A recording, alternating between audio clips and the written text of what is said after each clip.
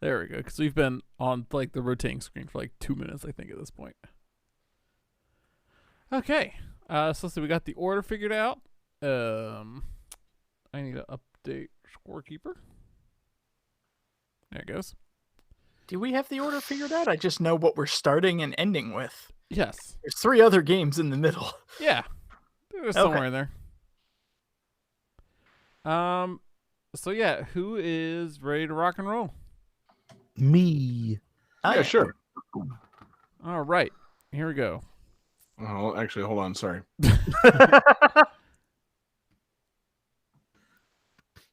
Yes, now I'm ready. Okay. 5, 4, 3, 2, 1, go. Welcome to Game That Tune.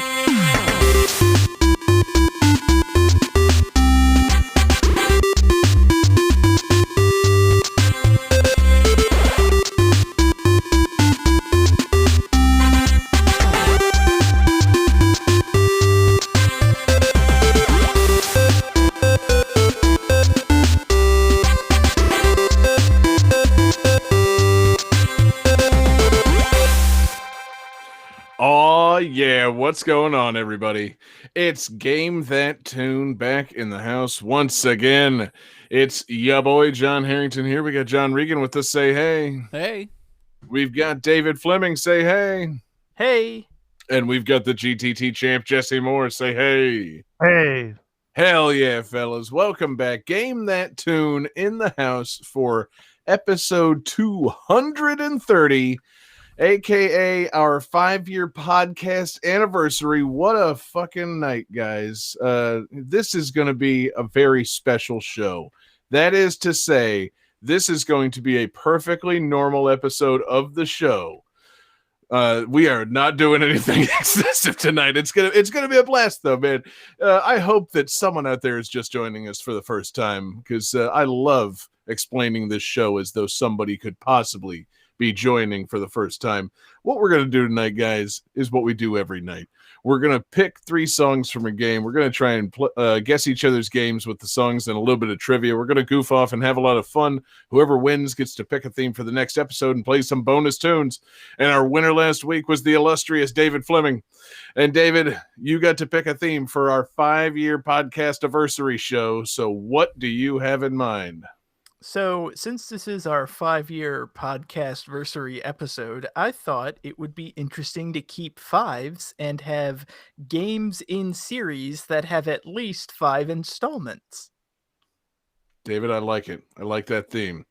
Much like that theme, our podcast now has at least 5 installments. Actually, I mean, that's the thing. You don't measure a podcast in years. You measure it in episodes. So really, it's our 230th podcast anniversary. But I was going to say, like, our podcast now has at least 5 episodes. Yeah, you're right on the money. Just give or take 225. Right, exactly. That's fantastic, man. It's it's a big night, and it feels kind of crazy to be doing the show for as long as we have. But we'll get all reminiscent later. Not really. Again, I'm not planning to get terribly reminiscent on the show. I like that we got a nice 5-base theme, man. We're giving each other 5. We got 5 on it. We're doing our top 5. You can think of it as 230 episodes, or you can think of it as 46 reps of 5 episodes. Is that a... I don't know, John. Or Was 5 that reps. Weightlifting joke? I don't know. I've never been to a gym. I don't know. I know. So it's like, did Johnny just say reps? What is a rep? What is a set? I don't understand the terminology. I mean, okay, so yeah, reps create sets. So, really it's 46 sets of 5 reps if each episode is a rep. Don't you just lift shit till you're tired? Yes, you move steel that would otherwise not be moving. Also slow it down, egghead. Yep, and you destroy your joints in the name of fitness. Yeah, no, not yeah, exactly. You don't destroy the good kind of joints. I'm talking about wearing out your body, baby. Feels good until it doesn't. But no, we're not doing any more workout references on tonight's show. Johnny understands reps and sets now, so he's gonna get real shredded real soon. But in the meantime, yeah, we got 5 fantastic games. What a coincidence that we would have 5 games on our 5-year anniversary show. I mean, come on, guys, we couldn't have planned that any better. And yeah, we just gotta hop right into it, man. So Johnny, let's do it, man. Let's start with game 1. Game 1. Ooh, wait, no, let's start with game 5 divided by 5. Game 1. Thank you.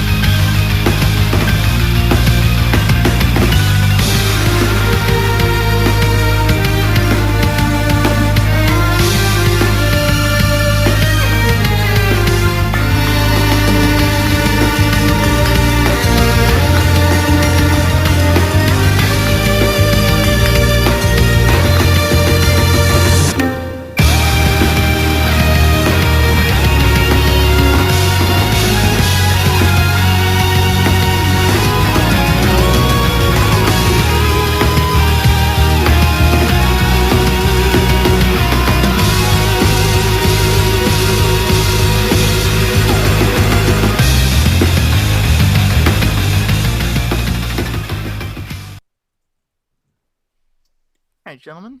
So, trivia for this game, the European and American versions have many differences regarding mission names, character names, chapter names, and so on.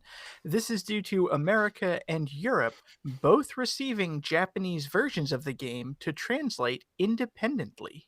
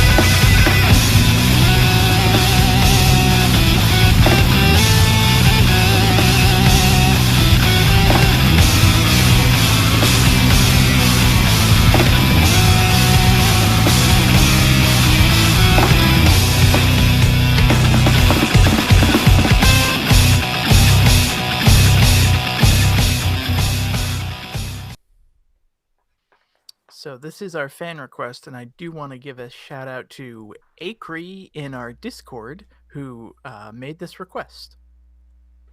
They actually clarified that. They pronounced it acre, but you're doing fine, David. I figured there was a thing, but I couldn't remember. But that's all right. I picked the wrong person. So Johnny says "Take 5" by the Dave Brubeck. Fuck you, John. Brubeck Quartet. Wrong. Also, we're about 5, so why is it a quartet? Jesse says Legends of Heroes Trails of Cold Steel 3. And John says Command and Conquer 5 or higher. Sadly, everyone is incorrect.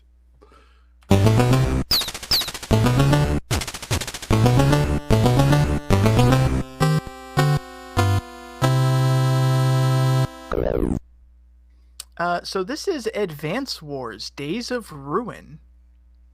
Johnny, I'm going to request that you never do jazz hands on the stream ever again. I've done them so many times before this. This is not my first time I doing know. jazz hands. It's time. It's been 5 years. Jazz hands are retired. All right. Finished with that. What about jizz hands? Oh, I mean, that's after the stream. Yeah. That's post-show, Jesse. Okay. Right. You know. Patreon exclusive jizz hands. Yeah, jizz hands. Speaking of... GTT jizz. Jizz that tune. Jizz spilled the jizz. David's trying to say something about Advanced Wars, guys. Speaking of, things that are retired, let's talk about Advanced Wars Days of Ruin, which kind of put the Advanced Wars series into retirement. Ouch. This game was the last Advance Wars game, and I believe it was for the original DS. There hasn't been a new Advance Wars in a very long time. Yeah. Do we miss it? I mean, if you do play Wargroove, it's pretty much That's true. I mean, plenty of people are still making strategy games, military strategy games. So maybe did the Advance Wars team just get put on Fire Emblem duty? Is that what happened?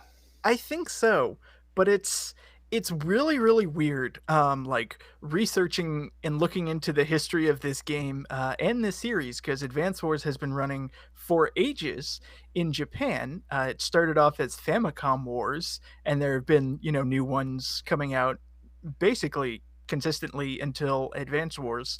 Damn, is that true? I didn't know that. Yeah. I thought it started with Advance Wars on the Game Boy Advance. No, it started off as Famicom Wars and then became like Super Famicom Wars. Like, there's been a fuck ton of these games. No kidding. So more than 5? Significantly more than 5, yes. I believe, for clarification, we should clarify, yes, a fuck ton is not a precise measurement, but it is greater than 5. Yes.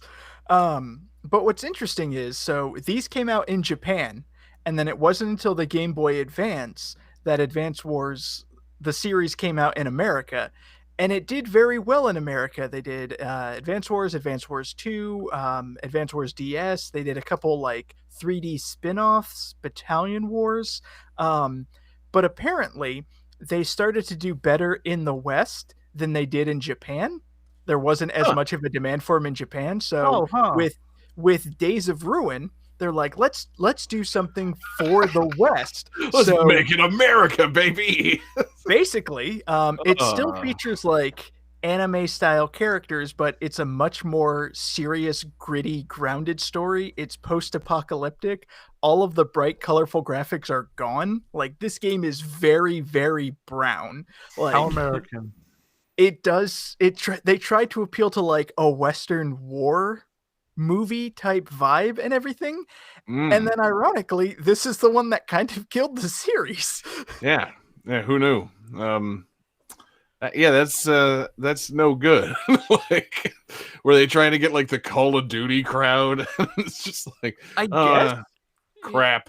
This sounds like what happened with Barman and Barman Act Zero, right? Like they're like, let's westernize this and make it dark. Oh God, Same yeah. idea. What's it gonna take, man? Like, for Japanese developers to realize, like, don't westernize anything, for the love of God. People will still buy it over here. You really don't need to try to appeal to us, because you're not gonna get it right, like at all. If anything, Easternize it more. You know what I mean? Just Yes. go all in. Yeah. But what I think is also funny is like all of the character designs are still pretty much the same. It's just kind of like the background elements, like the color scale and like the story that have been like westernized. So you have this post-apocalyptic, gritty military drama starring very beautiful, pretty anime people. Like, it's okay. a weird mix. I thought you were gonna say also that it's like, so you got this brown, like, desert hellscape, and it's just like super deformed chibi characters moving around on it still. It's like, yeah, these don't really jive, do they? Like, that's it betrays its own gritty premise just by use of adorable little sprites. But that's the part of of these things that I like. I mean, yeah, the colorful stuff, that's where it's at. But yeah, like, moving adorable little tank sprites around a strategy map and shooting stuff. Like, it took the edge off of war. That's the appeal of the Advance Wars. It's like, it's colorful and there's little cute little tanks, and yeah, you just like blew up a village. But it's cute. So to make it gritty, it's like, oh no, I don't want Advance Wars to be gritty. This was the war game that you could be into that didn't feel quite so warish. If there's a way to do that, I don't know. Like, yeah, and it still keeps the strategy elements. They added new unit types. There's a new kind of plane that they added. There's a new anti-air and like anti-tank artillery thing. So like, they continue to improve the game. It's just, for some reason, and I know this doesn't mean anything to our podcast listeners, but I did post a picture in the Discord of the main character of this game. And yeah, he is not what you would think of when you think of Western war protagonist. Like, that is a very pretty anime man. So it's kind of an odd game and like an odd mix of things. And I guess it just didn't do it for anybody, and there hasn't been an Advance Wars since. Yeah, no, this main character doesn't do it for me. What the fuck is he doing wearing that tie? Yeah, that's what I was about to point that out. He's wearing a tie over a t-shirt. Yeah, he looks like me when I was like a stupid fucking 19-year-old asshole going to parties thinking I look kind of cool. Yeah. It's like, no, you're going to war, motherfucker. Either tie the tie or don't. Yeah. I also like the fact that he's apparently wearing a chap. Not a set of chaps, but just one chap on the leg. Really got to protect that one left leg. Oh, man. Yeah, I wish our podcast was a video podcast because this guy needs to accompany the episode. Like, this is a mess of a character. Like, he's wearing like a security guard's uniform that he unbuttoned to reveal the like dirty undershirt, threw a tie on over it. He's got, Ryu gloves, fingerless gloves, one chap. I mean, yeah. I'm getting real Hot Topic Skater Boy vibes from this guy. Right. See, just not a drop of like goth in him, but yeah, like definitely Hot Topic chic. Yeah. Maybe that's what the game was missing. Instead of adding like a motorcycle unit, they should have added a skateboarding unit. Yeah, God. They should have had that Avril Lavigne soundtrack. That's what they should have Yeah, had. and now I'm looking at it. It reminds me of like that shitty dumbass phase I went through in like 8th or 9th grade, where it's like, yeah, I've got like a janitor shirt with some other guy's name on it, and I think it's cool. Like, Yeah. the fuck? I remember that shirt. Yeah. Why was I wearing that shirt? I don't know, because I didn't have a job and I thought it was cool to dress like someone who did. That's what's going on with fucking, Days of Ruin over here. Oh, God. I feel like that's a lot of people's life story. Dress for the job you want, not the job that you don't have. Ugh. Job I don't want, playing Advance Wars Days of Ruin. Now, I'm not trashing this game. I mean, I'm sure it's a perfectly okay Advance Wars game, but, you don't make Advance Wars gritty or, I don't know, non-stylish. Like, what the fuck, man? Yeah, and it's just I played the first Advance Wars and it's super bright and super colorful. Like, they have tanks that are little like spider mech tanks that are adorable looking. It's like, oh, this is a really fun, like, unique game. And then you look at this one, it's like, this is just diminutive brown combat game. Yeah. No, I play games like this for chibi spider tanks. I do not play it for I don't know, Japanese people telling me what they think an American looks like, and it's this guy. No fucking thank you. But cool soundtrack. They rocked it out, that's for sure. Yeah, it's got a nice soundtrack. Yeah. Who knew? I bet it sounded great coming through those DS speakers. I mean, yes. nah. That's why it had a headphone jack, guys. Like, damn, John, you just blew my mind. Are you saying like the headphone jack could lead to better audio quality on handheld systems? Yes. Are we revealing that here on the 5th anniversary of Game That Tune? You played Game Boy and We're DS still with full of headphones? surprises. Wow. Have you never used a cassette adapter to hook your Game Boy up to the car stereo? Because I actually have done that, and it's awesome. I'm sure you have. It's dope. Pokemon battles sound dope on the surround sound stereo of a Toyota Corolla. It really does. That stereo field is so wide. Oh yeah, no, it's dope. I mean, that's like, seriously, if we're really talking the moment you put on headphones and play the Game Boy game, it's like, whoa, hey. This is like music. It's like I'm in the Tetris game right now. This is awesome. I am that forlong block. Yeah, here I go. Woo-hoo, sliding in with music surrounding me. This is delightful. Oh, the sounds are bouncing back and forth. Wowee. Honestly, obviously back in the day playing DS, I didn't have good headphones on. So yeah, I'm not making a value judgment on the DS's ability to play and render music. The soundtrack was good. I'm making value judgments on my fucking, convenience store headphones that I was playing with back in the day, like those over ear with the fuzz on them that just slipped off all the time. Like, came free with your fucking, Discman. Ooh, bad headphones. Came free in a box of mini wheats. It was like if those little felt things or whatever, like, got all ripped up and you try to use them still. Like it'll be all plasticky and just The worst.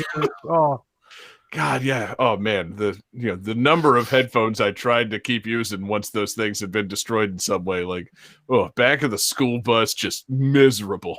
Like, those were the days, man. Fake work shirt on, Advance Wars Days of Ruin, not in my DS. Terrible headphones. Whew, man, we really went places with this. And you thought, David, we weren't going to have anything to say about this game. Well, I mean, like, literally none of us have played this, and I think I'm the only one who has played any Advance Wars games, and I got, like, 6 missions in before I gave up. Yep. I mean, fair, but we can still spin it, baby. If we can't talk about the game, we can talk about what it felt like to be a fucking dipshit 15 years. So anyway, David, anything else on this fantastic game? No, I think that about says it. Fuck yeah, man. Let's keep it going. Game 2.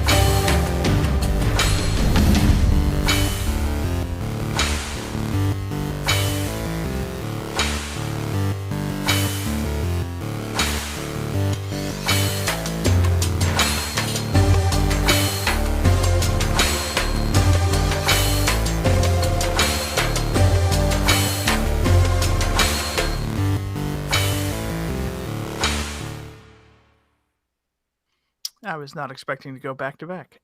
So trivia for this game. This is the 5th game in this series and the first game to not feature the usual composer?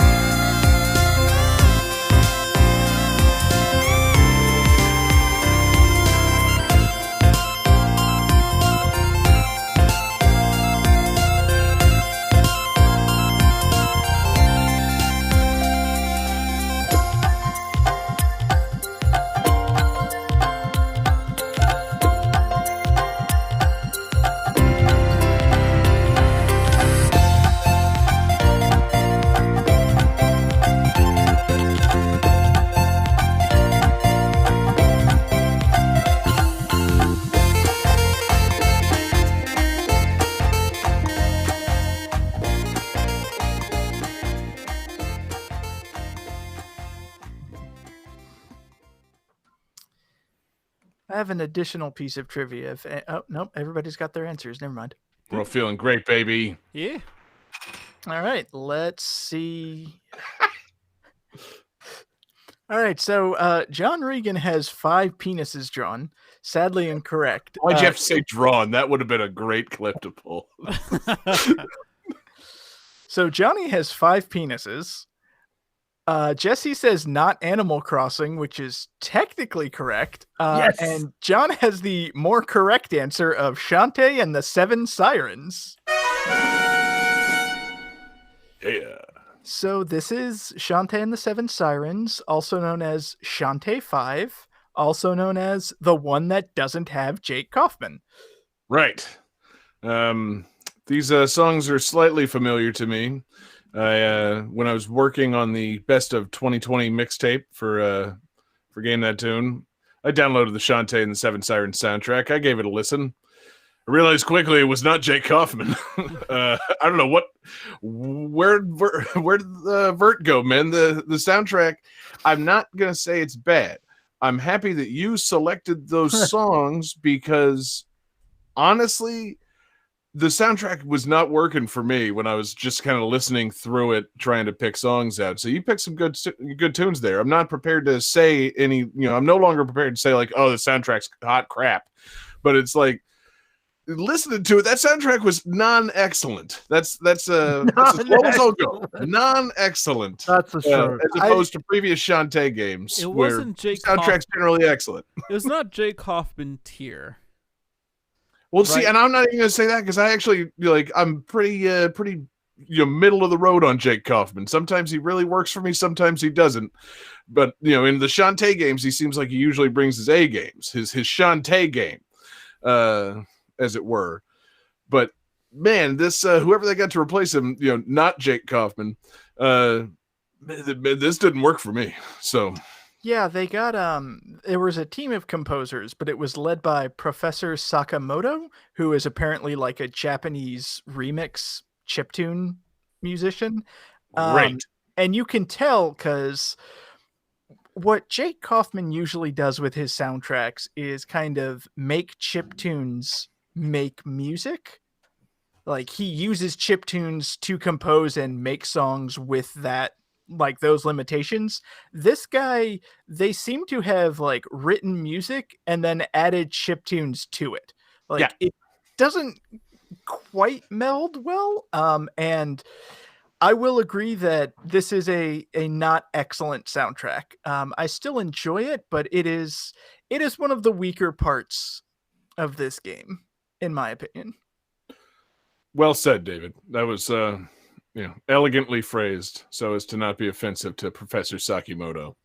And that's what we're all about here: tasteful criticism of games and their soundtracks. That's what the show's always been about: music analysis first and foremost. I think we tried that on like one episode. Intelligent analysis. Yeah, definitely not Johnny drawing 5 penises. No, never. No, he drew them. The audacity. He drew them out of his pants. Drawing. So anyway, the game itself, though, David, how is this new Shantae?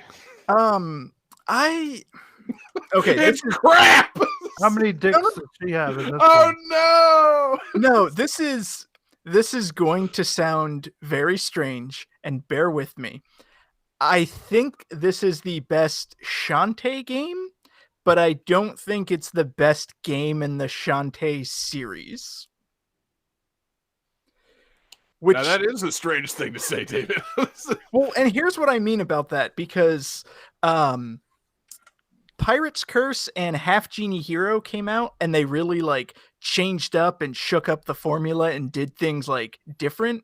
And this game kind of goes back to like what Shantae is known for. You've got her dancing, you've got her transformations, you have a giant like Metroidvania world to explore and then go to dungeons and everything. So it's a very like back to basics, classic style Shantae game, but it's like as a game, it's fine, but there's some weird issues. It's super easy and not in like we want this to be accessible way, and just you can pretty much just bowl through all the enemies after like the first dungeon, because you collect gems and everything to power up, but you get so many gems and like so many health refills that pretty soon you're maxed out of health refills, and you can buy like all of your upgrades again after like the first or second dungeon.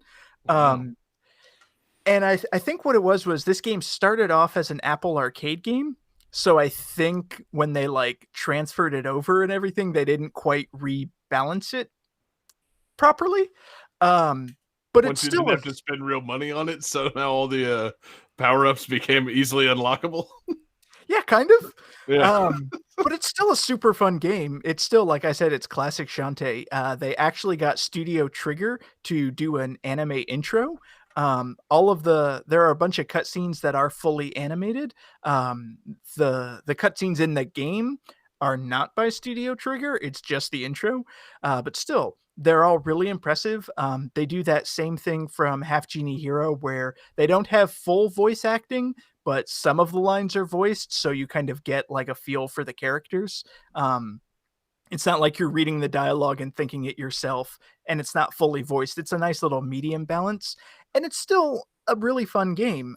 They did change the animal transformations, so instead of dancing for 2-3 seconds to transform, now it's by a single button press, so it makes the platforming like a lot quicker and easier. So instead of like dancing for 3 seconds to change into a harpy to fly over a section, now you just jump again, and you instantly transform into a little octopus that gives you like a triple jump by squirting ink. So that's logical. Mm-hmm. Yeah. I mean, it streamlines the platforming. It makes it a much quicker game to run through, which does make it really fun. It's just, like I said, it's kind of on the easy side. All the time I go to the beach, and I constantly see octopus doing triple jumps out of the water via squirting ink. Exactly. No, that's weird. Yeah, because one, octopus squirt ink, not squids. Octopuses. Octopi can squirt ink too. Yeah, to triple jump. It's hard to explain this to non-Floridians, quite frankly. That's the thing. Like, there's certain things that we just kind of get down here, and yeah, triple jumping octopi. It's just part of the landscape. The Everglades are full of them. Yeah, it's a real issue because people get Burmese pythons as a pet and then release them into the wild, and suddenly the triple jumping ink octopi now have a predator they didn't have before. It just fucks up the whole ecology. Son Exactly. of a bitch, octopus is ink. I didn't know. I thought that was a squid only thing. No, octopi can squirt ink. Wow. I know my cephalopods, damn it. Yeah, seriously. Doesn't David your wife fell in work love at with a that zoo? octopus. Didn't you see his thing on Netflix? David's Octopus Lover. Oh yeah. Is that what your David's waifu shirt's about? Your waifu's the damn octopus. I knew it. That explains why you made the octopus size onesie for the fucking for the merchandise store. The 8-legged David's waifu shirt. What's this for? Oh, nothing. Don't worry about it. It's not for my secret octopus family in the Everglades. Oh, whole family now. David's the reverse of Octodad. I was just about to say, it's now time to reveal after 5 years, I am the Octodad. You have to reveal to your wife that you're not an octopus.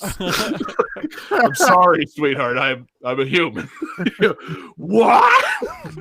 Man, that explains so much. Like when we make love and I only feel 2 hands on me.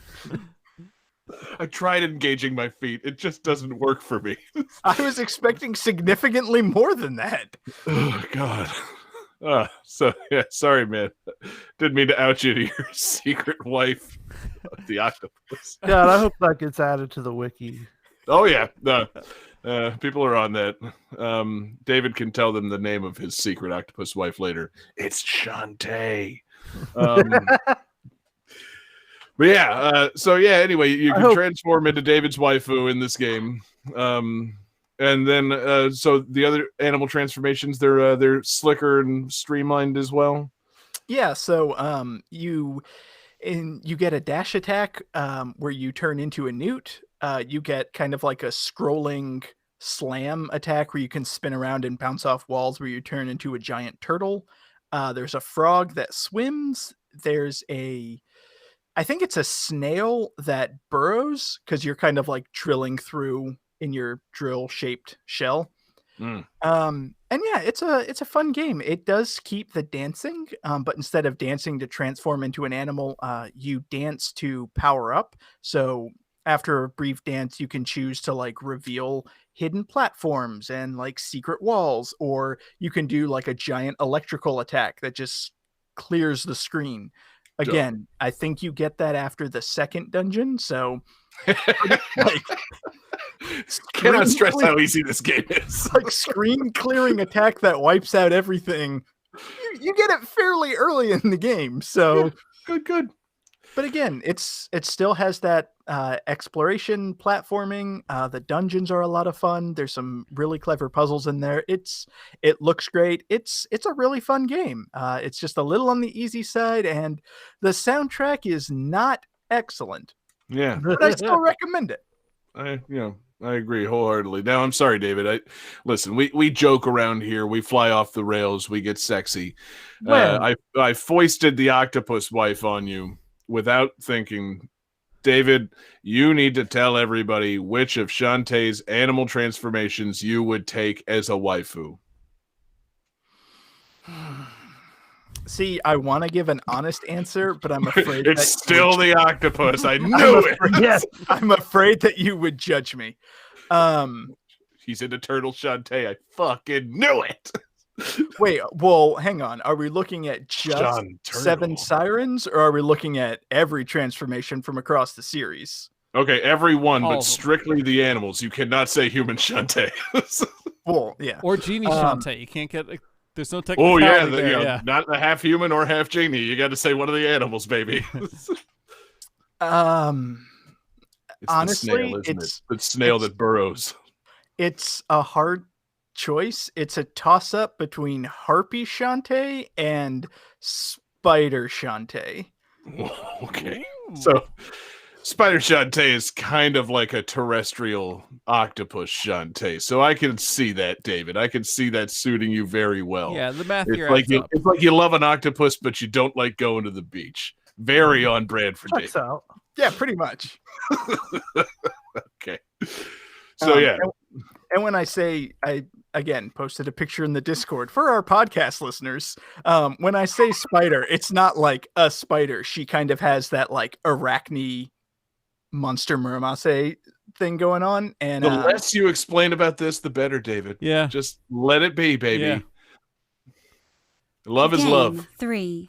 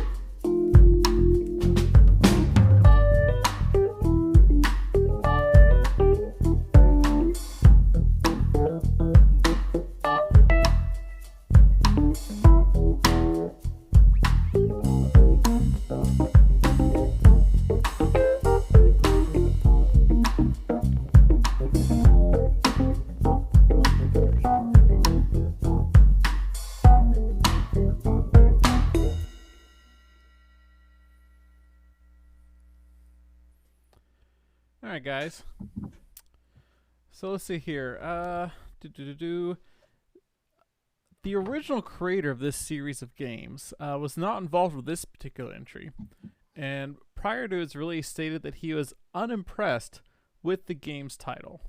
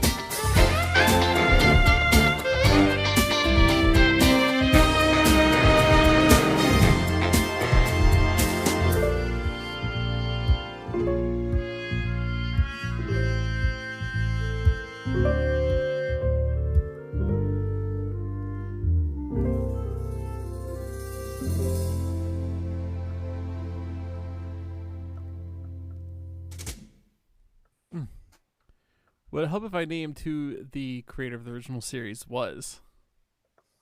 I've already got my joke answer, so it doesn't matter. Yeah, sorry, I'm writing something down. Hold All on. right.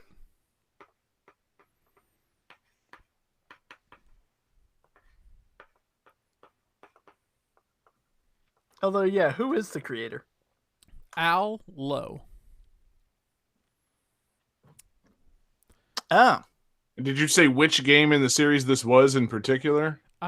No, I did not mention that. Let me look up the series here. It's something like the 7th or 8th in the series. Is it the most recent one? No, it's the second most recent one. Okay, cool.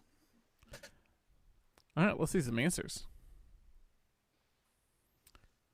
So, what does David say? He says Sonic Smooth Jazz Simulator and Knuckles. Okay, that's very good. I just didn't feel like writing the rest of the name of the thing. I know what it is. John and Jesse both have the right series. John, do you know the particular game? If I'm guessing based on what you said, it's something about wet dreams. Wet dreams dry twice.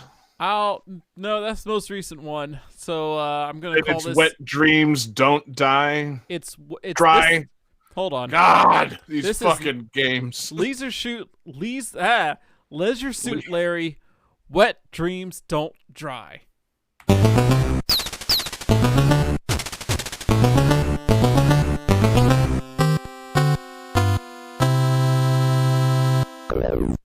So yeah, this is our first Leisure Suit Larry game on the series, on the show.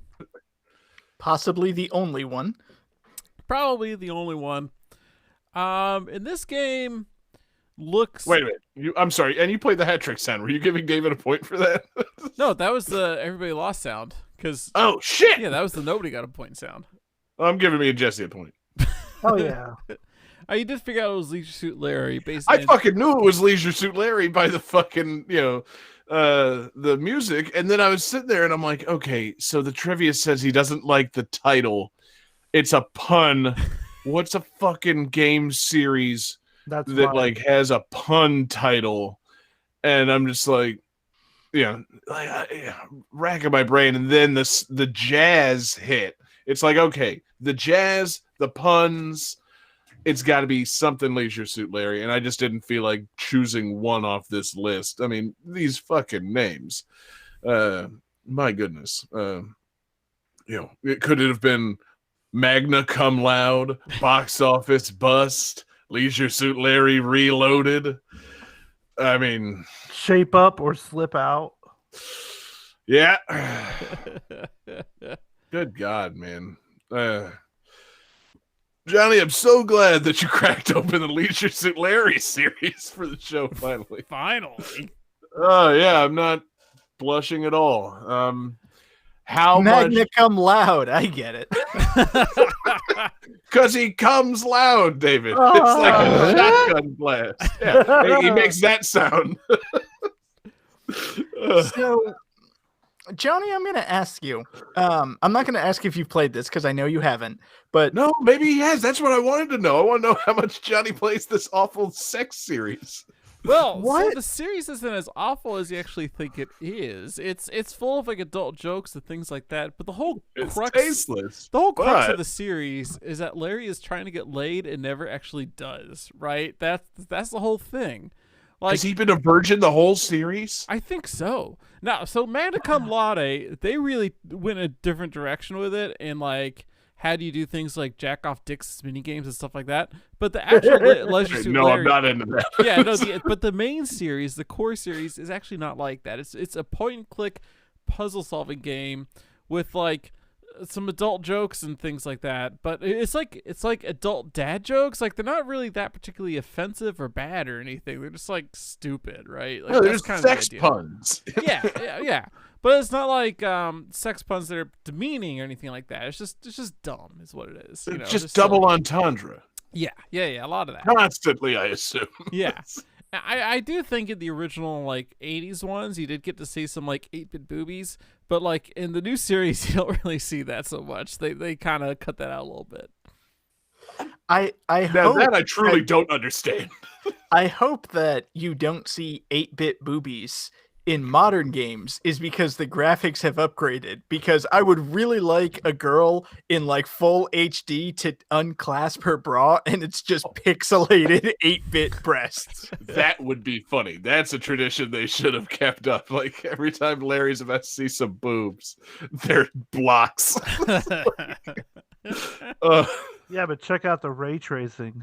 And then he's like, "Oh man, Minecraft, more like Mine Shaft." Anyway, Oh, he didn't get a Mario sound for that? Fuck you. apparently our standards are way up on this episode. Way up, you say?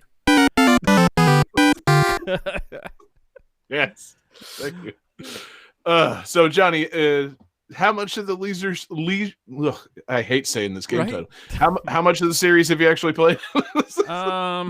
Game 4. I have not played any of this. No, I did. I watched a great review that I'll have to post a link to it for everyone else to watch it, because it was this girl from Ireland reviewing the game, and her major takeaway was that you don't see any boobies in this. That was the quote.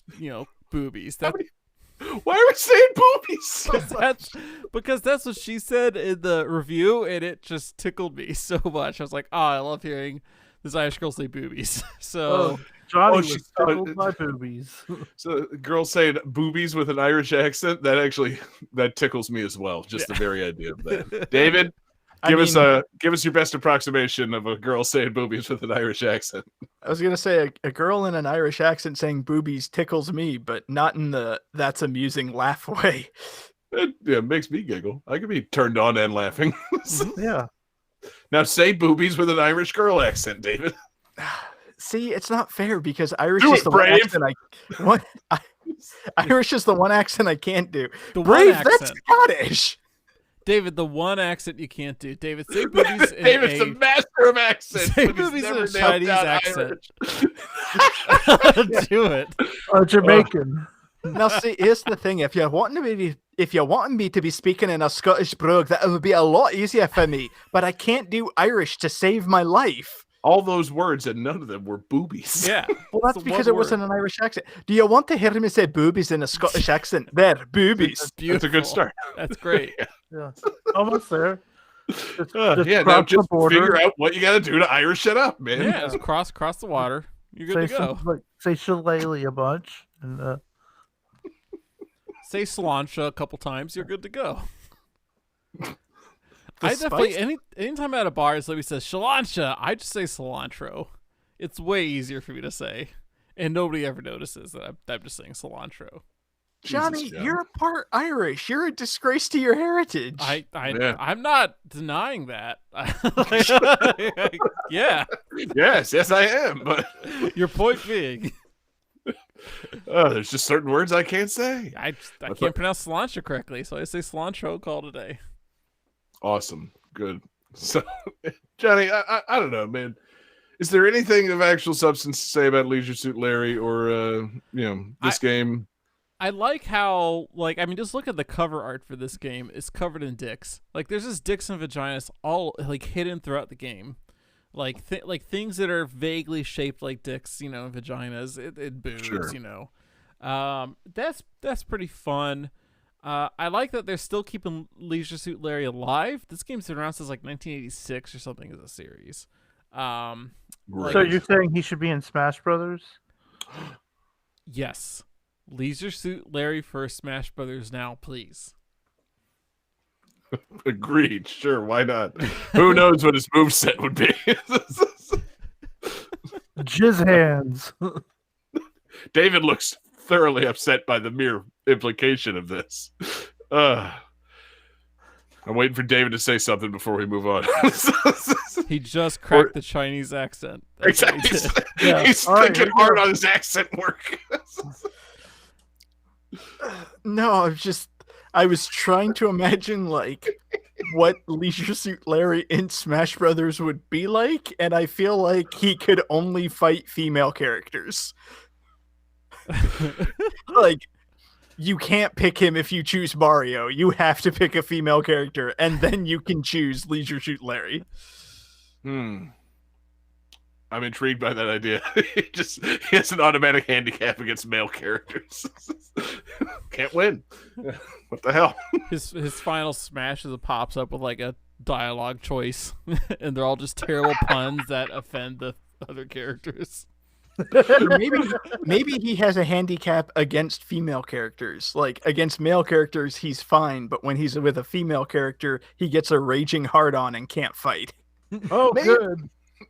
Maybe Leisure Suit Larry just doesn't belong in Smash Brothers. Maybe this, there's No. reasonable way I to work this in. want characters with visible boners in Smash Brothers, please. I would like that very much. I want Leisure Suit Larry, the priest from The Little Mermaid. That's all I'm He's not saying. even a video game character. They made a Little Mermaid video game. It counts. Is he in that game? I don't know, but doesn't Okay. matter. No, that's not even to mention Dick Boss. But Oh my God, it's this trophy. dude, yeah, Dick Boss is an assist trophy. It's like a screen clearing assist trophy would be fantastic. Okay, Um, Dick Boss. Now we're speaking characters that deserve to be in Smash Bros. Right, exactly. Yeah. Wings of War way better than fucking Leisure Suit Larry. Anyway, Johnny, what a pick. Wow. Just it's so nice, like I said, to crack this series open and to realize how long running and how many entries there are in this series. It's a girthy series that I think is going to be a fixture of Game That Tune for the remainder of the show. So many more great games to choose. I'm super glad that there are so many games in the series that we can bring on to Game That Tune, because I don't want this to finish too fast. We cannot reach the climax too early. Exactly. The next episode cannot come soon enough because, man, oh man, is there going to be Leisure Suit Larry All over our face, necks, and chests. See, Jesse, you've got to work on your pun game, man. Yes, that was way dirtier than the actual games get. I like how we're just spouting double entendre. Double entendre is like, yeah, and then we jerk off on the chest. Like, Bukkake, right? GGG. All right. GTT, more like GGG. Someone had to. I want a petition for the episode title to just be Bukkake, right? Jake, or David, I think you almost just cracked your Irish accent. Almost. Say You just tried it without even. Oh, so close. David, say game 4 in Irish accent. I think you could do it. Game 4? No, Johnny, use the computer. That was Game so 4. offensive.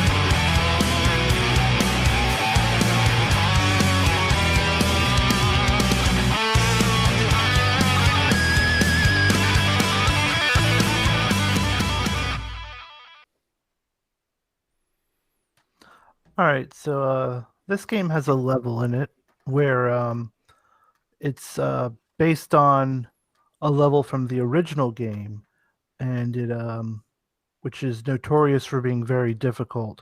But this version of the level is third person behind the characters instead of the original side view.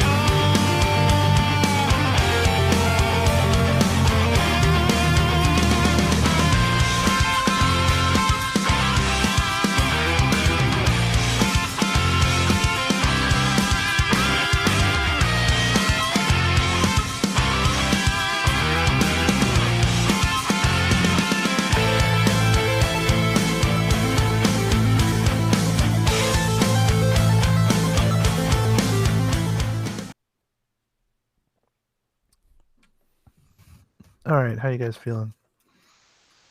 I'm feeling great. All right, so I thought Okay. for sure we had a hat trick coming. Johnny wrote, "This guy has 5 dicks Oh, with son of a bitch. something, it's some kind of weird drawing." And John and David have the correct answer. Battletoads 2020. I knew that song. Oh, Yeah, John. It's like Yeah. level 1. I'm surprised that Jesse played the title theme from Battletoads as song 1 on Battletoads, but he got your ass good. oh Like, man. You never saw it coming. Oh, So yeah, this is Battletoads. Came out last year, and I played this, and it's there are things I like about it. Say, Like- use diplomatic Shantae terms. How non-excellent is it? Okay, so the music is all right. Got some pretty good guitar stuff going on. The story is I think it's kind of funny in a way. They've been trapped in like this simulator bunker for 26 years, and so they like come out, and it's all been like a simulation, and like the world has like passed them by and stuff, but like their villains are still around, and it's kind of weird. And It's kind of funny though. I mean, yeah, it totally works for the Battletoads thing. It's always weird when games or anything tries to explain like a long gestating sequel. It's like, where they've been for 20 years. I don't know. It doesn't matter. Just make Battletoads 5 as though, it's 1996. I mean, seriously, you didn't need to really explain it. It's fucking Battletoads. like the beginning of the game is kind of cool.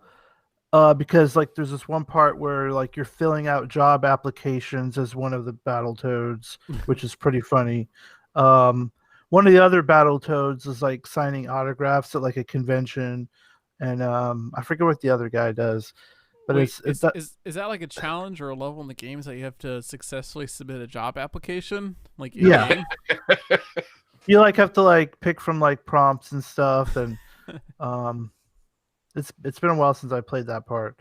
But the thing about the game though is I found that like one like you it takes very little damage to kill you, like 2 or 3 hits and you're dead. Whoa. And which it's not too bad because you can once you die you just swap to the next battle toad. But if you are having a really sucky day, you can get a game over if they all are dead at the same time. Um, Also noticed a lot of the enemies just take so many freaking hits to kill. Like it seems like all like the minor characters take way more hits than they should. Like when you're playing like Streets of Rage 4 or like River City Girls, you're like, okay, these characters have a pretty good, punch to death ratio, Um, but like in this game, they're just fucking punch sponges, and and then you get to the bosses, and they just take even more time to kill, and it's just, I don't know, it's something feels kind of off with it. Um, You said that like when you die, you just switch to the next toad. Is there any difference between the toads? Like, do they Yeah, all they play exactly the same, or no, they have like different attacks. Like in the old one, you know how like you'd punch and like your fist would turn into like a mace or your kick would turn into like a big boot. Do Like I the- ever know that? Yeah, like that. Like they do stuff like that in this game, which that's really cool. The animations look neat. Like it looks like you're playing a cartoon. Um, so like, one of them will like jump in the air and pull out a jackhammer. One of them like plays like a really loud arcade machine. Um, one of them, God, I'm trying to remember what the other guy does. Oh, he like gets like a big like a boom box, and like it is so loud it knocks people over. But there's like different things they do. Also, you can like eat flies with your tongue, grab That's- people with your tongue. You can spit bubble gum onto other characters, which slows them down. But like it's just like when you punch stuff, it doesn't, like, some games have that like weird feedback that makes the punching feel good. Like, it maybe it makes a sound at the right time. I don't know how it works, but this one, it just feels like your punches aren't hitting. It just There's like a weird disconnect. Like your punches aren't hitting. The things are taking way too many punches to kill, and then you take like 2 punches to die, and it's like, I don't know. It's weird. Because, yeah, I mean, the first one used like the NES Rumble Pack really perfectly when you're hitting those punches. Talking about that feedback that you get. Well, no, but I know what I'm Jesse's clowning, saying, but I but- know exactly what you mean. There's something about it, like where as you're hitting those punches, you're hitting rapid punches going rat-tat-tat-tat-tat-tat, and like the little sprites getting knocked back. Yeah, and the as a old kid, one. you're shaking that controller when you do it. So you're tapping.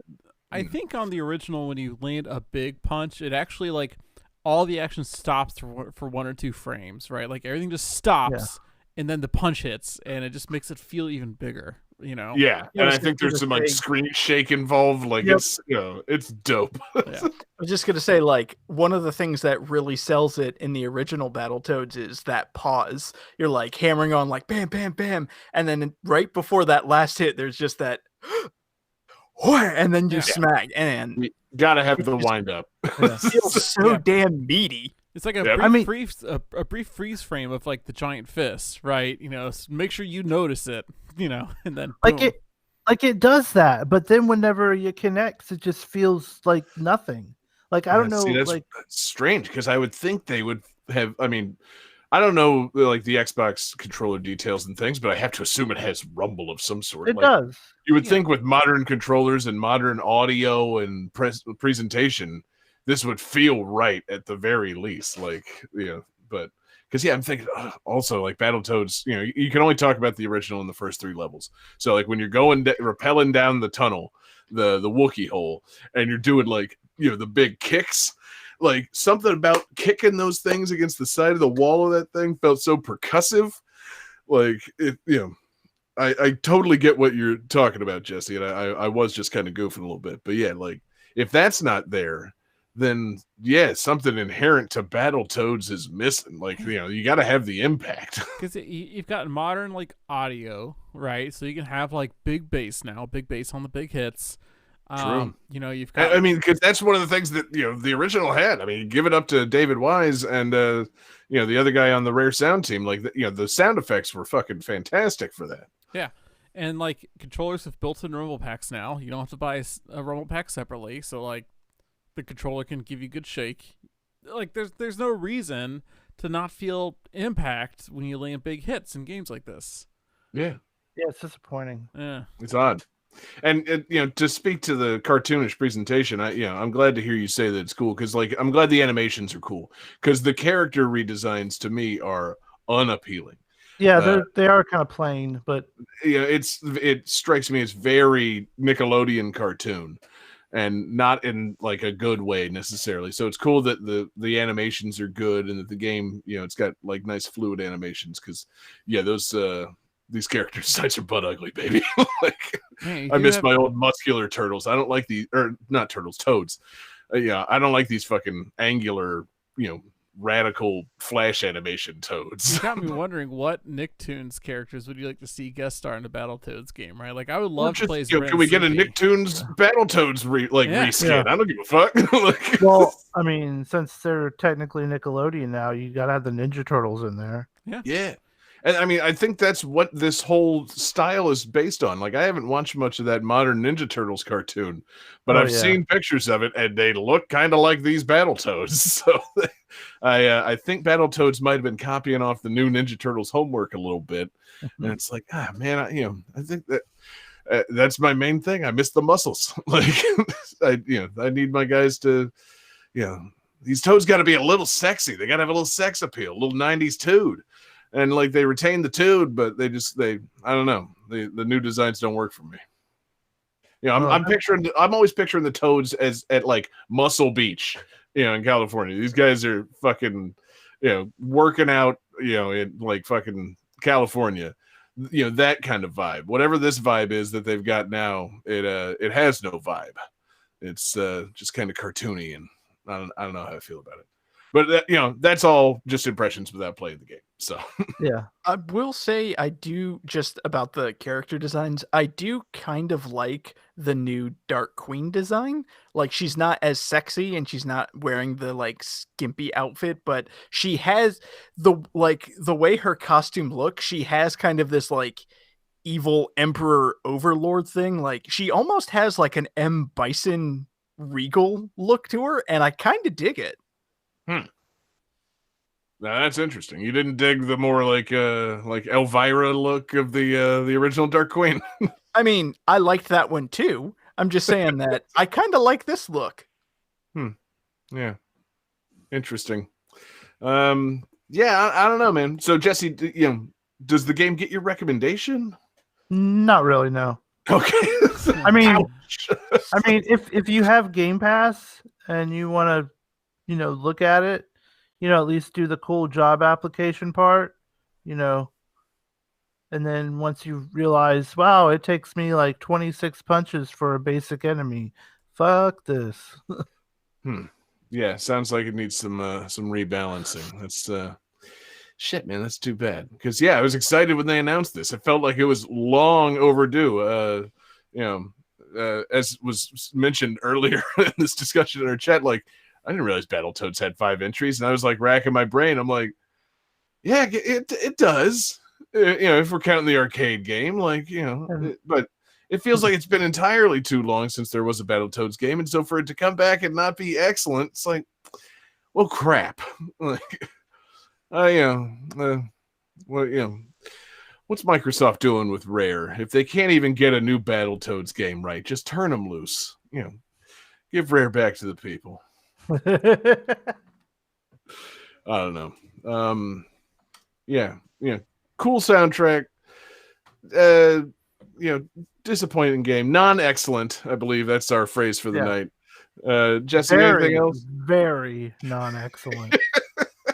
It's so non-excellent, it almost bears critical words being used against it, but we're not doing that here. We're not. Jesse, do you have a favorite Toad before we go on to the next game? Probably the one with sunglasses. I mean, yeah, of course. It's fucking. Yeah. I mean, looks like he's part of the damn Squirtle Squad. This fucking basic. Yeah, it's a great fucking pair of shades. Just two triangles, baby. David, you got a favorite Toad? No, I don't think so. I think I like them all equally. I hate them. Well, no, I like them Tell them all I hate equally because they're all kind of interchangeable. David, Johnny, favorite Toad. David, which Battletoad is your waifu? Go. I think they are all interchangeable. I like them all equally. It's Threesome. a poly marriage. Yeah. Polytoad. Good luck Polywog. explaining that to your squid wife, David. It's octopus wife, John, not squid wife. Shit!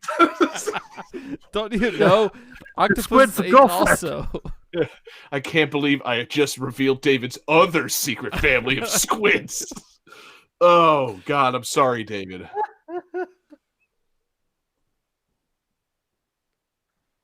Name 5. Come on, John. God. It's So, right yeah, Clean there. a fucking break, man. Game 5.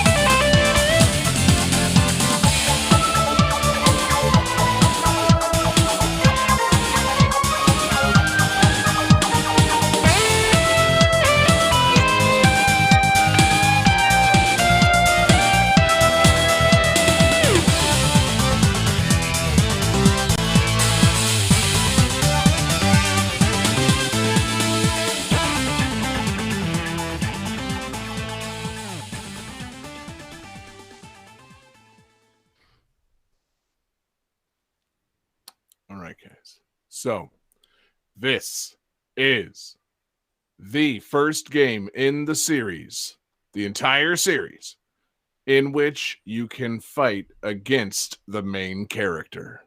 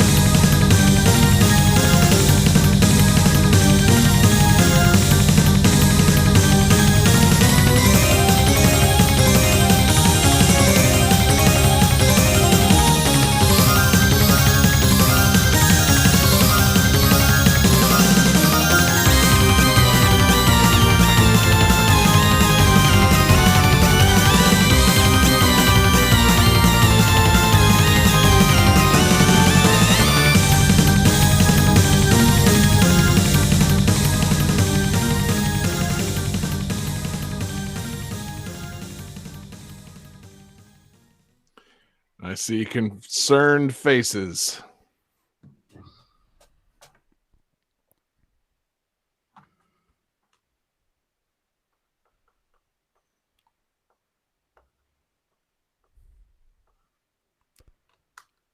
David! Oh, fuck. Are you changing your answer? No. Oh my god! You sons of bitches.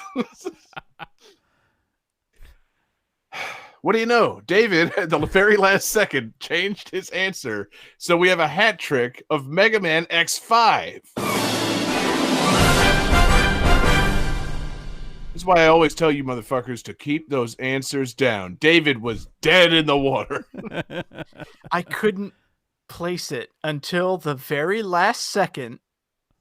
When I it saw came to that me. everybody else had written Mega Man X5. Man. Really? You couldn't? I thought you fought against him in X4. No, you did not. Okay.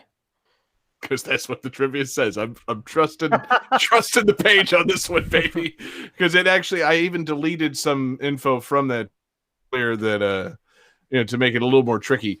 It said, setting aside doppelgangers or clones or anything like that, this is the first game in the series, in the entire Mega Man series, in which you can fight against the main character. In this case, obviously X. So can you clone a robot?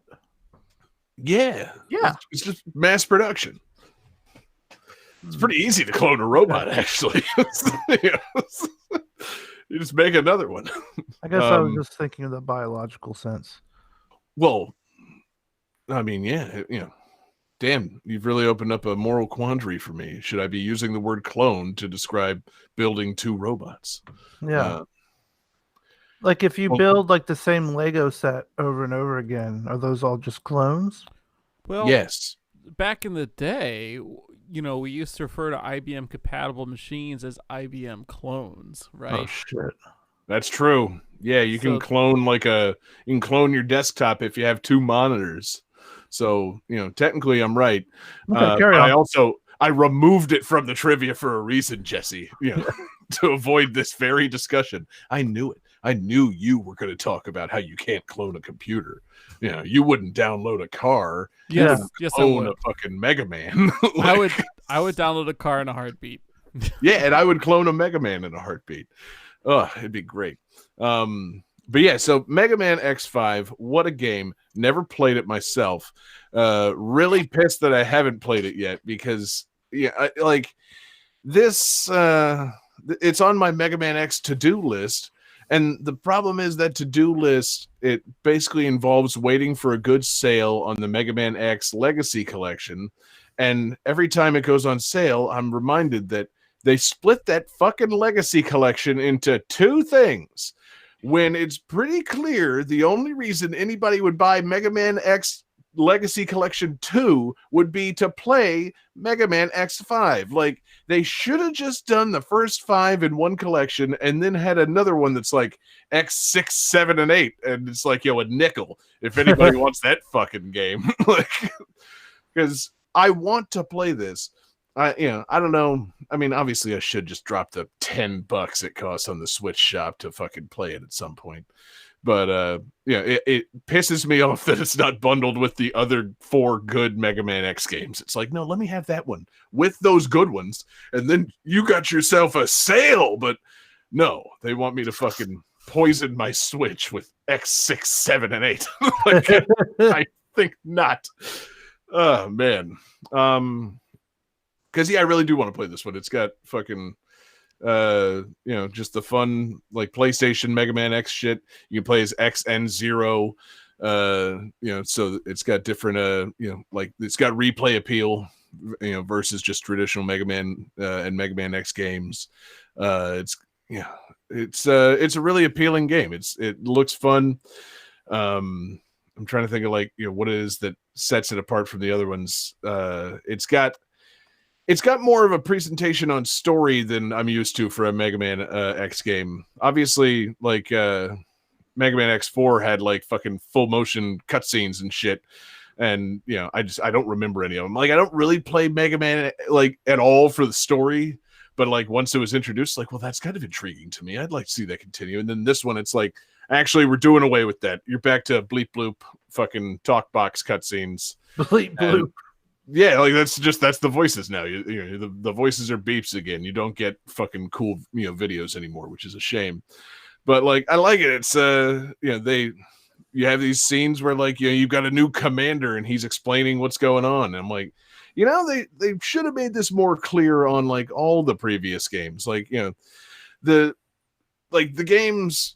The original Mega Man games, all the plots just fucking table setting. It's something happened and Dr. Wily's back again, or something happened and a new guy built 8 evil robots, and also he turned out to be Dr. Wily. And this one, it's there's still aftermath from the other X games going on, and now a space station is going to crash into the Earth carrying a virus, and you've got to build a super weapon to stop it. And the only way to get parts to upgrade the weapon to be powerful enough is by killing these first 4 Mavericks. And I'm like, all right, dope. Cool. Did you actually just give me a story that I find compelling? That's unusual for a Mega Man game. Usually it's just kind of, we got to kill Sigma again. If I remember too, this was supposed to be the last X game. That's also why it should be in that fucking collection. The story really comes to a solid conclusion, and yeah, the story was really good in this game. Yeah. But when you were sitting there thinking of things that made this game stand out, I thought you were going to talk about the localization. Oh, baby, I was getting there. Okay. Let's go talk about, the stuff that actually, is cool and, interesting about the game before getting into what's insane about the game. We talked briefly about Mega Man X5 when we had Matthew from Botchamania on the show. We got off on a tangent, talked about the bosses in Mega Man X5. Johnny, do you remember these bosses? No, I remember Tornado Tunyon, but I think he's X7. It is X7. Yeah. Well done. Yes. The bosses in this game, the designs are a little bit silly, as are all Mega Man X bosses. That's just how it goes. But yes, the English localization, the original localization of this, for some reason, had no oversight for whatever, I don't understand. They handed the localization off to this woman working for Capcom, and according to the wiki, to honor her husband at the time, who was a huge fan of Guns N' Roses, she named all the bosses after people affiliated with Guns N' Roses. Nice. So, instead of the usual, in Mega Man X, you got Storm Eagle. If she had been in charge of Mega Man X, his name would have been Eagle Axel. And it's why? Oh, that's bizarre. We have a Bucket Head as a boss. God, I wish there was a Bucket Head. But yeah, so the fucking bosses in this are so fucking good. I don't want to just spend the whole time reading them off, but and that's the other thing. Also, like the names are dumb, but the bosses aren't yet completely dumb. Like there's some enjoyable boss designs in this one. So you got Crescent Grizzly, or as he was called in the original American release, Grizzly Slash, who is an arms dealer. I also love they give a dossier on these guys. It's like, yeah, you got to go, kill Crescent Grizzly. He's an arms dealer, so he'll have gun parts. I'm like, I'm sorry, a giant robotic bear is also an arms dealer. Well, he has the bear arms. Yeah, exactly. He has the right to bear arms. Oh man, that's got to be intentional. Honestly, that can't be localization. That's got to be Japan being aware, well, yeah, in America they have the right to bear arms, so the bear should be an arms dealer. This all makes sense. But yeah, then you got Duff McWhalen, aka Tidal Whale, Squid Adler, aka Volt Kraken, Izzy Glow, aka Shining Firefly, not excellent. Dark Dizzy, aka Dark Necrobat, also not excellent, but his design is a bat that appears to have a monocle built onto his face. Fucking the Skyver, aka Spiral Pegasus, which is maybe one of the dopest fucking bosses Mega Man X has ever come up with. I mean, it's a fucking flying horse that does shoryukens. It's dope. You got Matrax, aka Burn Dino Rex, which really they should have just left it at Burn Dino Rex. That's too good of a name. And then you got Axel the Red, aka Spike Rose Red, which theoretically Spike Rose Red should be just hell on Mega Man X. He attacks with spikes. Any boss that uses spikes should be just like the arch enemy of all Mega Man. But also this one for some reason is shaped like a rose. Well, because every rose has its thorn. Yeah. Son of a... Wow. My favorite Guns N' Roses song. But yeah, I mean, it's really interesting that they would do that, and or that this person would do this, and somehow it made it to publication. Nobody thought this was dumb. Or, wait. We can't just move past that, John. That song's by Poison. I know, John. Okay. Johnny, you and I went to paper cut shows together for years. You think I'll fucking... Oh, don't call me out on shit like that. If I move past a joke like that, it's usually because I'm fucking 5 steps ahead of the shitty joke.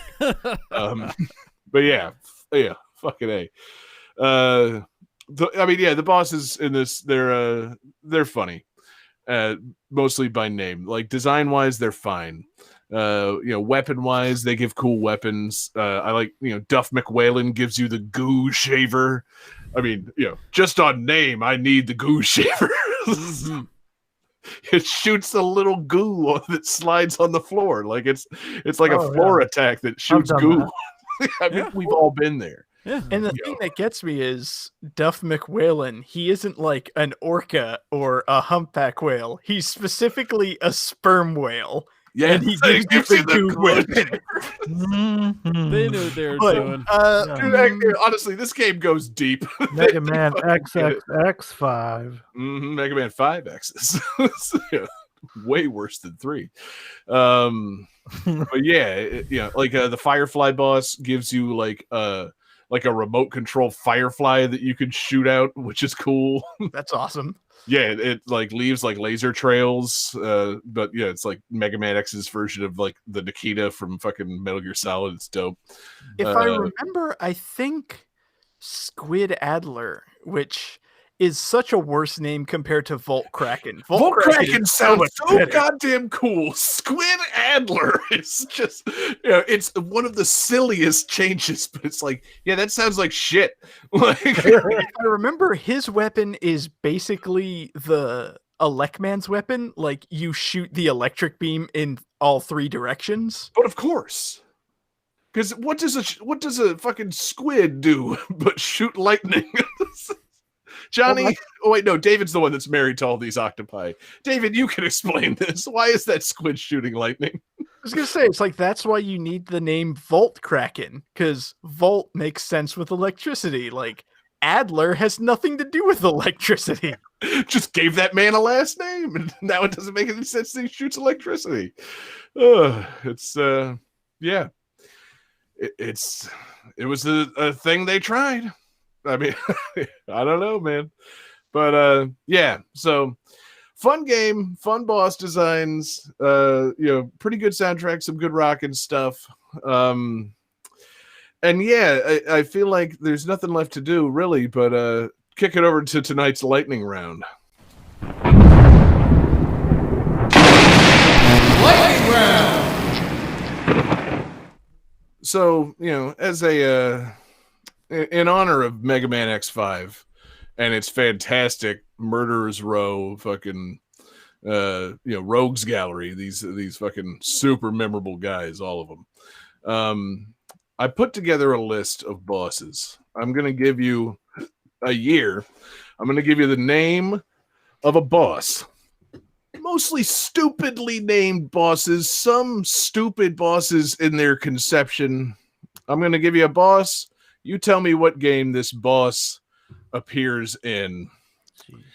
And yeah, just gotta honor the fucking bizarrely named bosses of Mega Man X5. None of these, I think, are as silly as the names in Mega Man X5. I will say that these all have pretty stupid fucking names, but they are, I don't think, in any case as silly as, say, Squid Adler. So we are gonna start with Jesse. Jesse, the year 1990. The boss, Funky Dynamite. What's the game? No, it's all Mega Man games? No, this is all video games. Okay. Do you remember Funky Dynamite in the Mega Man game? That's why I was like, what the fuck? Did I miss something? Okay. All the bosses throughout all the Mega Man games had nicknames that you weren't aware of, and one of them was Funky Dynamite. Cool Spot. That's a pretty good guess, but it's wrong. The answer, Ninja Gaiden 2. Oh, shit. Yes. What? Yeah, exactly. What's Funky Dynamite doing fighting a ninja? And also, if I'm not mistaken, Funky Dynamite was like a lizard person. Johnny, 2006, Egg Cerberus. Egg Cerberus, 2006. Sonic 06. Sonic 06 is correct, John. Yeah. Oh, no. I need a sound, Johnny. Oh, Oh, a little bit of the bubbly. nope, that's way too long. A shorter sound than that. Oh, man. That's a good sound. David, 1994, Dumb Drum.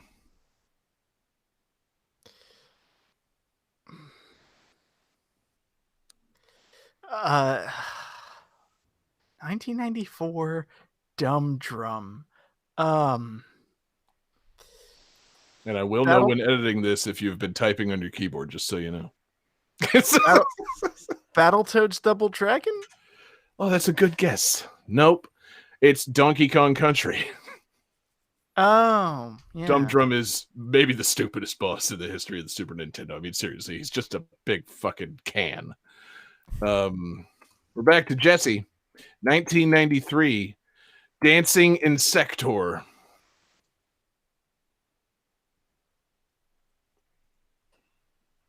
Is it? Sweet can. Oh man, 93. Vector Man. Ooh, that's a good guess. You also got to think me in this. This is all from like my own brain and research. So no, this is Star Fox. Oh, okay. Fuck.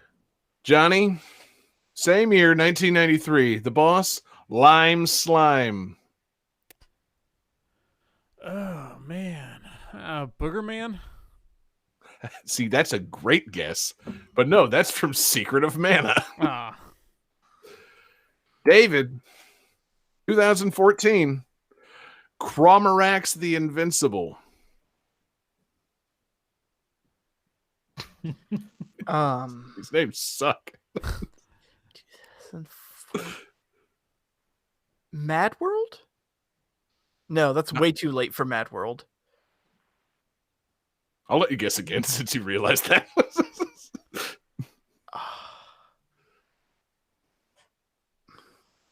I have no idea. It's okay, David. It's from Borderlands 2. I wouldn't expect you to know it. All right, Jesse. 2019 Glockenspiel.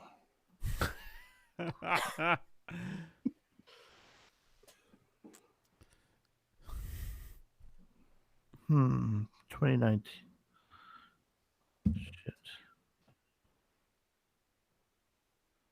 Wasn't there a new Donkey Kong that year? No. Fuck, I don't know. Can I guess, even if I don't get a point for it? Yeah, sure. David, take a crack. Crypta the Necrodancer?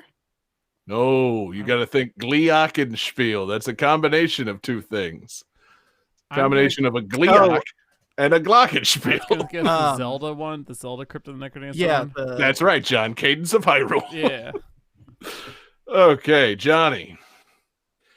Thanatos Andraz. What year is that? I don't think 2017. Doesn't matter. The year Thanatos. The game is, of course, Thanatos.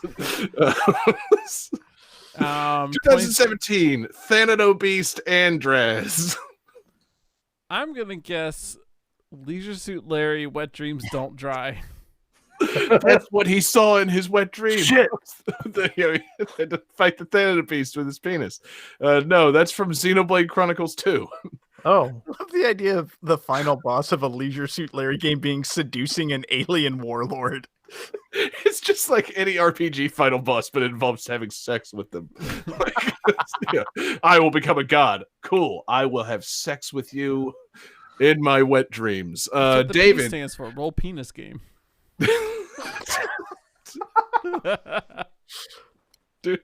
David, 2015, the dreaded Octonozzle. Splatoon. That is correct, David.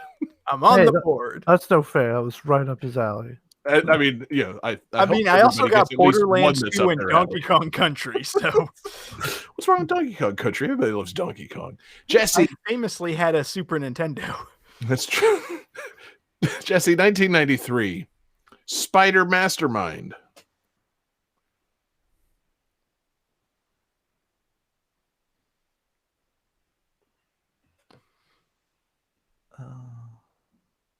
Illusion of Gaia. Ooh, that's a good guess, but the answer is Doom. Oh, okay. Yeah, that big brain spider thing. Oh, that's what it's called. Okay. Yep. Johnny, 2020, Pork Shank. Gotta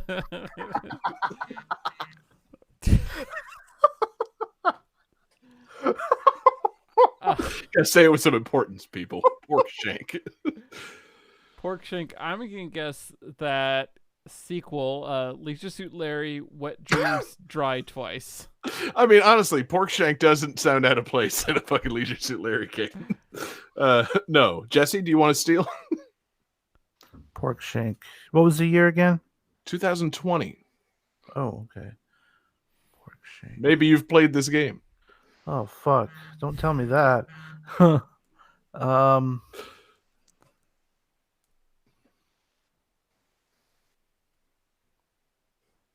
Final Fantasy VII Remake? No, I'm sorry, Jesse. The answer is Battletoads 2020. Oh, yeah, fuck. I don't remember any of that shitty game. Didn't we establish I wasn't paying attention? David, MI847J, aka Nancy. That's my What was license the plate. year? That's so weird. Oh, I'm sorry. Yeah, 2009. I keep forgetting the year. 2009, Nancy.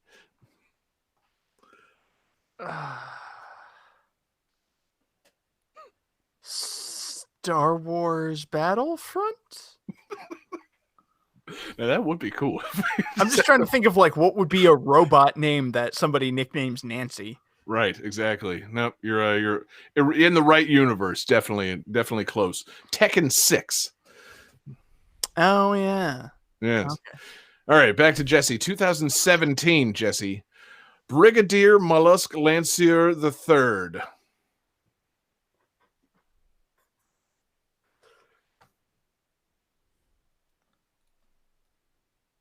Are you counting like remakes?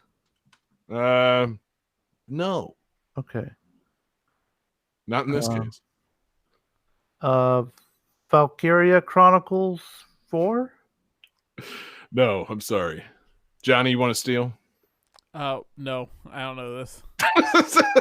David, do you want to attempt to answer this one?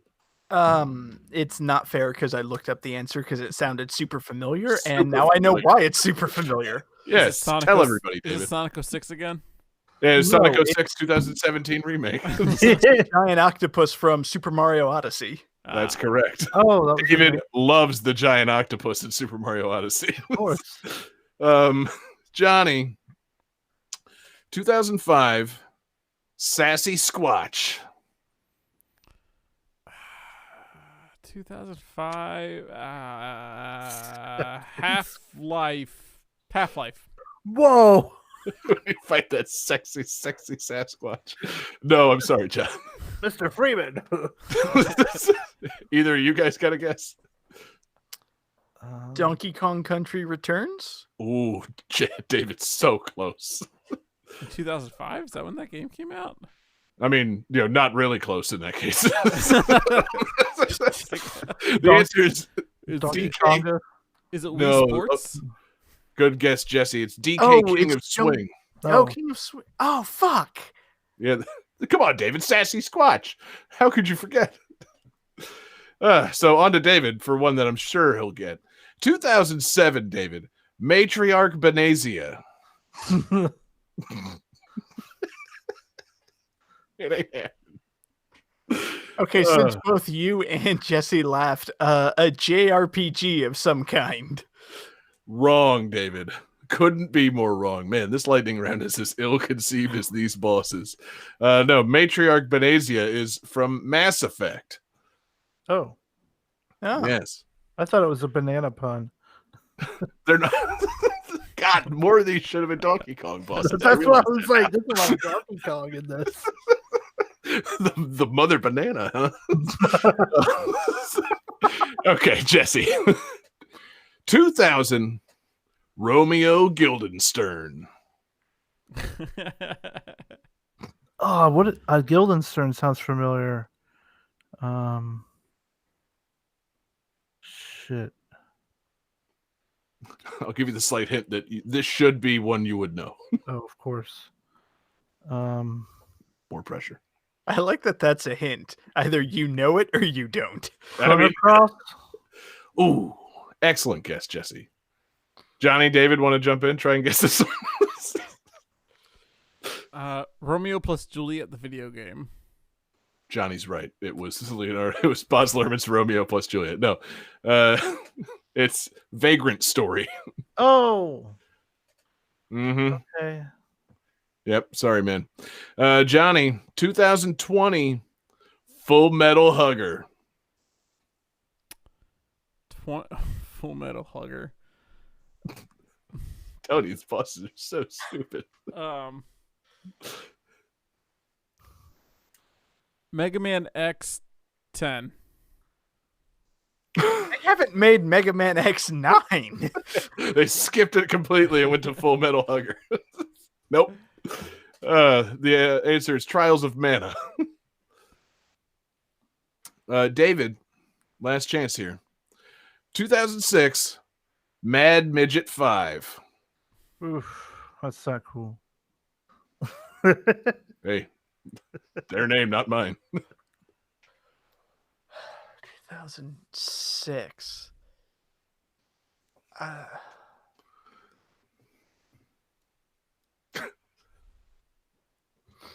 Red Steel. Great guess. Unfortunately, incorrect. Was it really? I mean, you thought outside the box. I appreciate that, David. No, that is from God Hand. Same thing.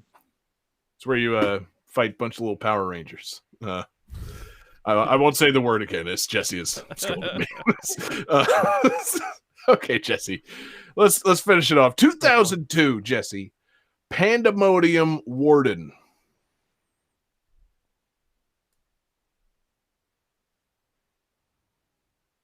Hmm.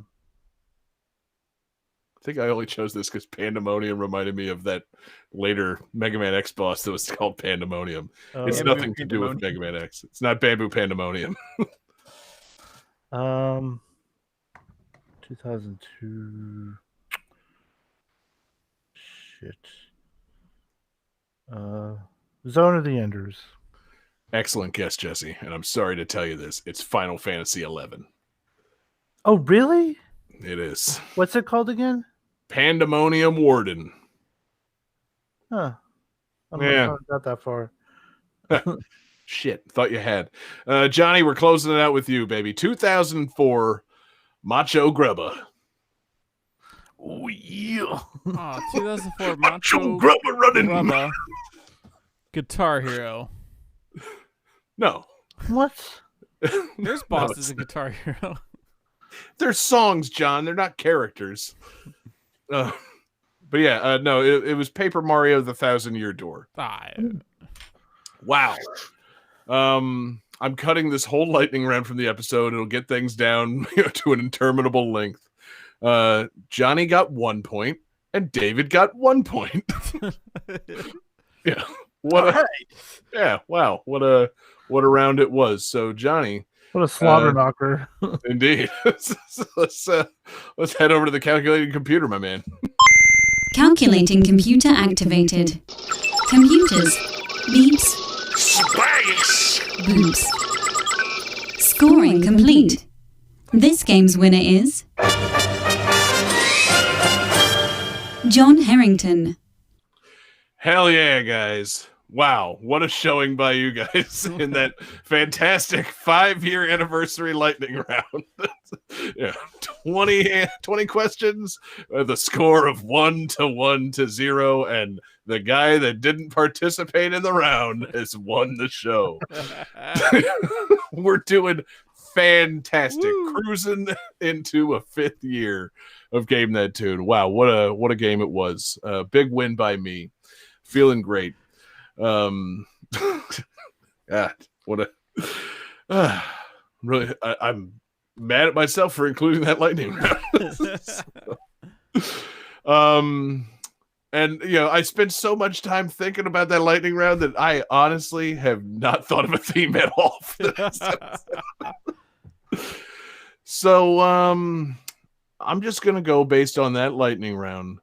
We talked a lot about dumb bosses in this episode, but I want to talk next week about games with a really cool boss in them. So games with great boss battles, cool bosses. I want your best bosses next week for Game That Tune. That's what we're doing. Kind of wide open theme, open to interpretation, but you better have some good bosses for next week's episode. Everybody cool with that theme? Yeah, I had a great boss at my second job. But I don't know if I can work that in. Like, my second job was the PGA Tour, so I guess I could find a PGA Tour game and be like, yeah, I had a Right. great I was boss. gonna say that's the thing, Johnny. Your second job was not a video game; it was employment. Unless you're talking about how we are all living in a simulation, there, John. We are, yes, this is true. Right. But you've since been red pilled, Yeah. And now you can talk about your second boss as though they are a video game computer character. simulation. Let's not talk about the red pill. Right Yeah, now. exactly. I'm putting it all on Johnny. Whew. Anyway, good Lord. No, none of what that just was. We're talking about games with great boss fights. That's going to be the theme next week. So fuck yeah. Great game tonight, guys. Ton of fun. Thank you all for playing. Thanks for everybody listening. Thanks to everybody that's been listening for this past 5 years. That's right. Everybody here tonight, the 4 of us, have been here for the last 5 years. Audiences come and go. listeners come and go. We appreciate everybody that's ever bothered to listen to our silly little podcast. What a road it's been. And that's about as nostalgic as I'm looking to get on this. I declared that we were going to have a normal ass episode, and we had worse than a normal episode. We had a normal episode with a really bad lightning round. I'm not letting myself off the hook for that. I'm going into exile now, guys. This is now a 3-man show for the foreseeable future. I do apologize, but it's been real. Good night and good luck. Thank you everybody again so much for listening. It really is really means the world to us that you guys keep listening and supporting our silly little show. Thanks to everybody checking out patreon.com/GameThatTune. It's the home for awesome exclusives. We super appreciate those people that check out Patreon. We've got GTT gyms, we've got mixtapes, we've got fucking movie commentaries. We've got all kinds of fun stuff going on over there at patreon.com/GameThatTune, and we appreciate all you guys checking us out. Special thanks to the super fan tier producers, Alex Messenger, Lance Revere, Damian Beckles, Bradford Stevens, Daniel Perkey, Taylor Weiss, Sam L. Mork, and our newest Patreon superfan, Tasty, merely Tasty is his name. And thank you all so much for your support of the show. It really does mean the world to us. You guys are great. Thank you again to our requester, David. Who was that requester? Aker, who made that request in our Discord. Yes. Join our Discord. Hit us up. We love chatting with you guys. Love sharing goofy shit with you guys. I guess Johnny pins bizarre things during the show and doesn't tell anybody about it. So join our Discord. Find the link at our website. Join us in there for some fun. We appreciate you guys, hanging out with us, forming our nice little community. That's the best place to make requests. Or you can hit us up on Twitter at GameThatTune, or find us individually on Twitter. I am there at JGangsta187. You can find John Regan on Twitter at JP Regan JR. You can find David Fleming on Twitter at DFD Fleming. And you can find Jesse Moore on Twitter at Sega_legend.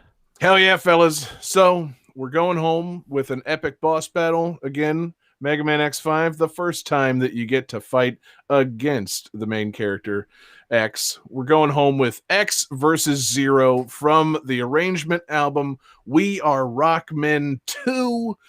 And thank you all so much for listening. It's been 5 fantastic years. Peace out, everybody.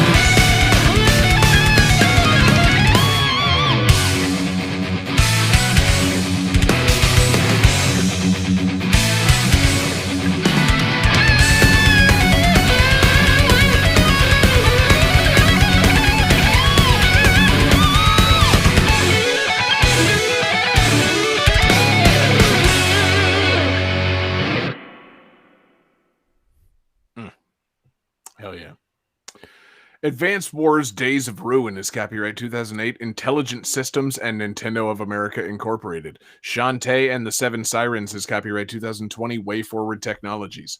Leisure Suit Larry Wet Dreams Don't Dry is copyright 2018. Crazy Bunch. Battletoads is copyright 2020. Rare Limited and Xbox Game Studios. Mega Man X5 is copyright 2001. Capcom Company Limited.